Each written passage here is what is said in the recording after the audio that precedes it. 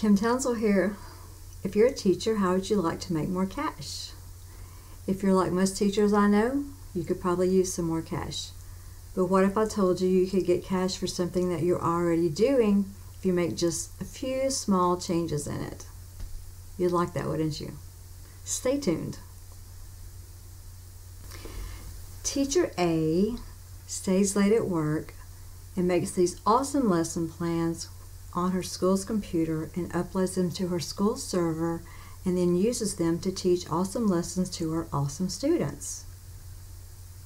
Teacher B teaches her lessons to her awesome students but goes home and on her own computer and using her own resources and on her own time creates her awesome lessons, which she then brings in to her awesome school and teaches the next week to her awesome students. Which one can make money off of their awesome lessons? Teacher A or Teacher B?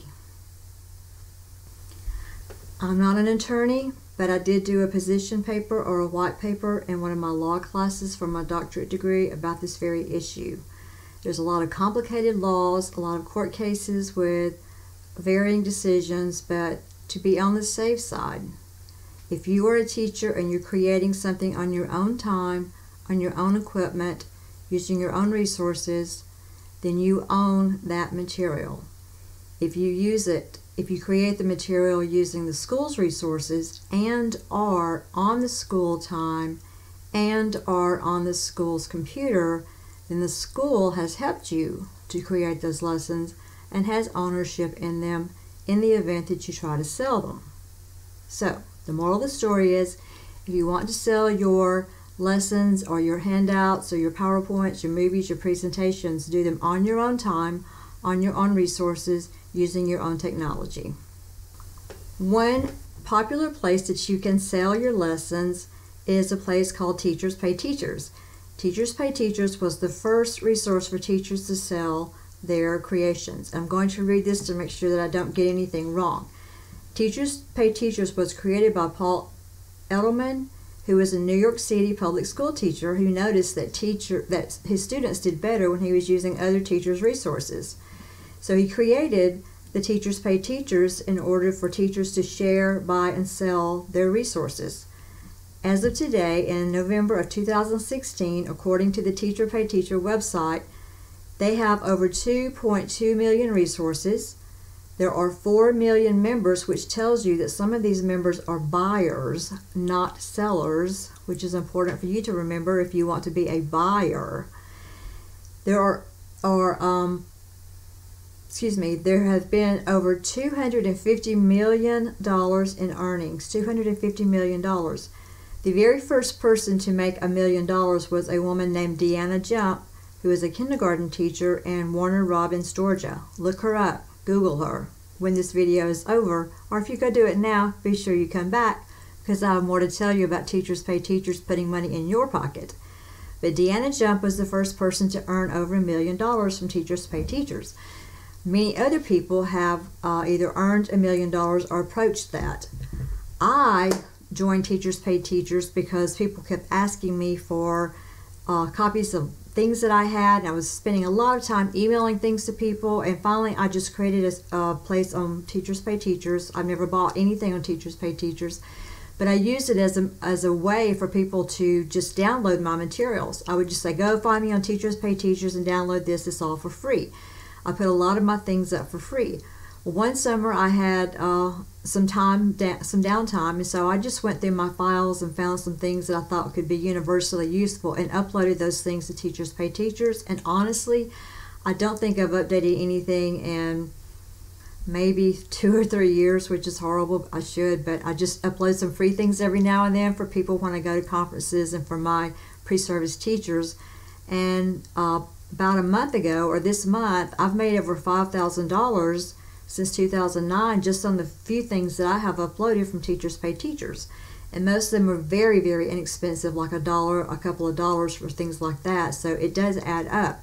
I'm convinced that if I had more time and if I were more energetic and more artistic, that I could probably make a good bit of money on TeachersPayTeachers. If you're one of those people that can make awesome Resource materials are pretty generic lesson plans that can be incorporated into state standards and things like that. I highly encourage you to open an account on Teachers Pay Teachers and start selling your items.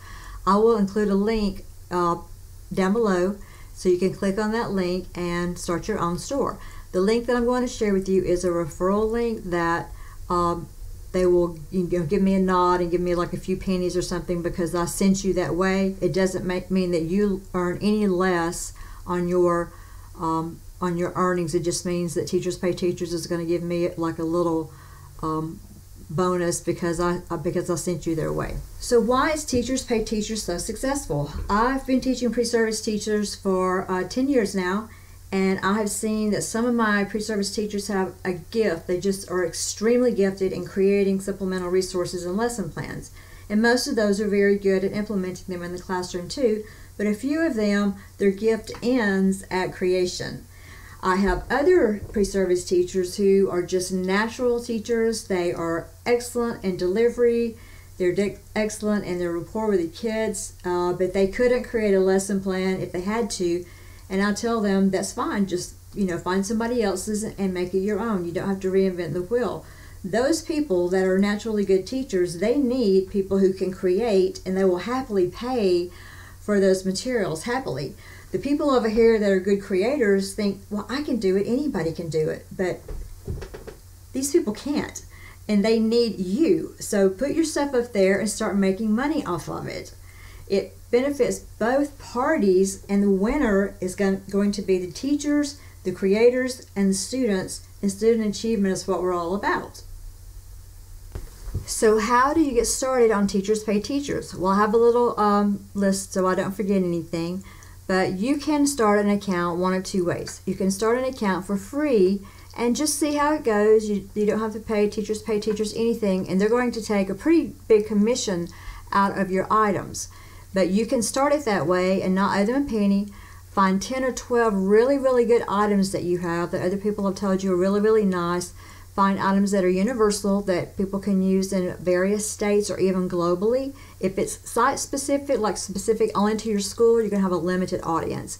If it's state specific, you're going to have a limited audience. If you can make it North America specific or even global, then you're going to have a wider audience. So think about your audience. Can they use this? Instead of putting specific state standards in there, consider putting in general objectives and letting the users add in or write in their own state standards. So you can start off for free and see how you like it. If you see that this is going to work for you, you can do what I did. I pay an annual fee of $59.95, which I easily make back, and that means that Teachers Pay Teachers, they don't take quite a big a commission out of each item that you sell. You get to keep more of what you sell because you're a higher ranked member for the $59.95. That's what that buys you. So join either the free or the $59.95. Find about 10 or 12 really solid items that you have, and then also consider offering 2 or 3 items for free.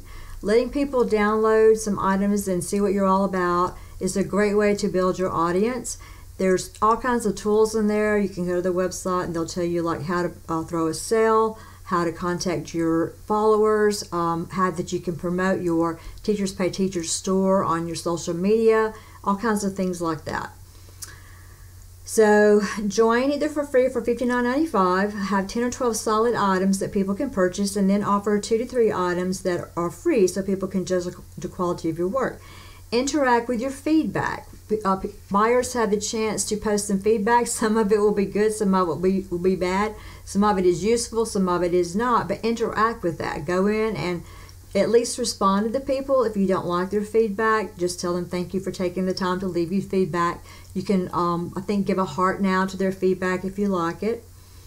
When you do create a file, I suggest putting a date on the file, because you will have repeat users who may want to buy the same item when you update it. For example, I have a popular item, it's a study skills unit, and so every time I update it, I just put study skills, like maybe 2016, so that people know, well, hey, I bought this like 2 years ago, I got the 2014 version, but I want to buy the updated version for this 2016. That helps people to know which item you're selling. Then another tip is that you can create your files in either a Word format or some kind of word processing format that the user can change, or you can upload it as a PDF or something that's a little bit more difficult for the user to change. Normally I'll do both. If I upload it as a Word file, I'm expecting the user to pay a little bit more money for it because they can change it to suit their needs. If I upload it as a PDF file, sometimes the same version or the same item will be also uploaded as a PDF file, and I'm not going to charge as much money for that because it's going to be either impossible for them to change or it's going to be a little bit more difficult for them to change. And then the last thing is to throw some sales. Teachers Pay Teachers has a sale going on right now where they discount everything, but it doesn't affect my commission. I also make the same amount of money. And Teachers Pay Teachers just takes a little loss on their commission because they're promoting sales. They'll do this like before school starts for most schools in North America. They're doing one right now, right after Thanksgiving. But you can also throw your own sales from anywhere from 5% up to, I think, maybe up to 30% off. And the busiest months, what do you think the busiest months for Teachers Pay Teacher sales is going to be? August and September. That is correct. So have your store ready for August and September. Back to school things are great sellers then. And what do you think is the busiest day of the week for Teachers Pay Teachers? Remember, you're a creator and you do this all the time because you think it's fun. You're a weirdo like me. But people who are great teachers, not great creators, Sunday nights. So when you get your following, expect to see sales spikes on Sunday nights because I'm not going to say anything bad about these people. They're great teachers and they want your stuff and that's your audience. So we're going to let them buy what they want to on Sunday night. We're going to make it easy for them to walk in with a great lesson plan for Monday and have student achievement, right? Because we all rock. Teach on, make some cash. Report down under here when you do. Let me know how you're doing on your Teachers Pay Teachers store. If you have any more tips and advice, please share those so that other people can have success too. Everybody can win. There's enough room for everybody to win. Until next time, bye. This is what my store looks like on a screenshot from my phone, and this is what my webpage looks like as on a screenshot from my phone. I'm going to show you some of the items I have for sale to give you an idea of what you may be able to upload of your own or what you may be able to buy. These are the types of things that are available in my store. There are numerous types of things available in other people's stores. Remember to create your items away from your workplace. Create your items on your own personal computer and use your own personal resources so that you retain your legal rights. You can open the store for free or pay the $59.95 or whatever the current annual membership fee is. Have 10 to 12 solid items for sale. Offer 2 to 3 free so that others can judge the quality of your work. Interact with your feedback. Put the date on your files. Remember that you can offer them as PDFs or Word or even a lot of items as a zip file. Remember to throw owner sales. And remember that August and September are the busy months and Sunday typically tends to be the busy night. Typically my money goes into my PayPal account and then it transfers into my savings account and I don't have to do anything. It's easy. Remember, keep learning and keep learning fun.